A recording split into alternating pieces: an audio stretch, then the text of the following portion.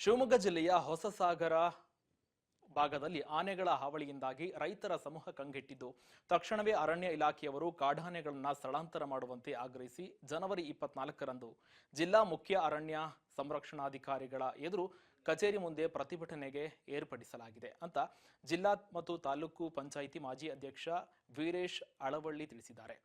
ರಿಪ್ಪನಪೇಟೆಯ ಗ್ರಾಮ ಪಂಚಾಯಿತಿ ಸಭಾ ಭಾಗದಲ್ಲಿ ಮಾತನಾಡಿದವರು, ಕಳೆದ ವರ್ಷ ಹೊಸಸಾಗರ ತಾಲೂಕಿನ ಬಸವಾಪುರ ಗ್ರಾಮದ ರೈತ ತಿಮ್ಮಪ್ಪನ ಪ್ರಾಣವನ್ನ ಆನೆಗಳು ಬಲಿ ಪಡೆದುಕೊಂಡಿದ್ವು.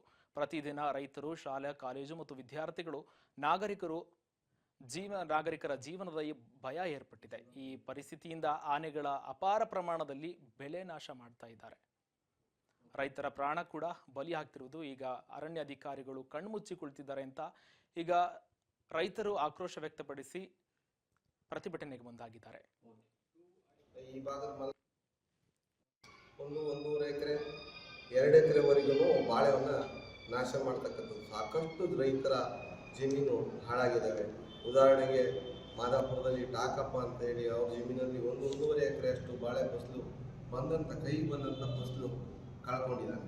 ಈ ರೀತಿಯಲ್ಲಿ ಲಿಂಗಪ್ಪ ಅಂತ ಹೇಳಿ ಒಬ್ಬ ಕಮದೂರು ಆಲ್ವಳ್ಳಿಯ ಮಜರೆ ಗ್ರಾಮ, ಅಲ್ಲೊಂದು 100-150 ಅಡಿಕೆ ಮರಗಳು ಹಾನಿಯಾಗಿದೆ. ಅದೇ ರೀತಿ ಮಂಜಪ್ಪ ಅಂತ ಹೇಳಿ ಆಲ್ವಳ್ಳಿ ಗ್ರಾಮದವರೇ, ಅದೇ ರೀತಿ ರಾಜು ಅಂತಕ್ಕಂಥ ತೋಟ, ಹೇಳಕ್ಕೆ ಹೋದರೆ ಲೆಕ್ಕನೇ ಇಲ್ಲ. ಪ್ರತಿದಿನ 1-1.5 ಎಕರೆ 2 ಎಕರೆ ಫಸಲನ್ನು, ರೈತರ ಫಸಲನ್ನು ಹಾಳು ಮಾಡ್ತಕ್ಕಂಥ ಕೆಲಸ ಆಗಿದೆ.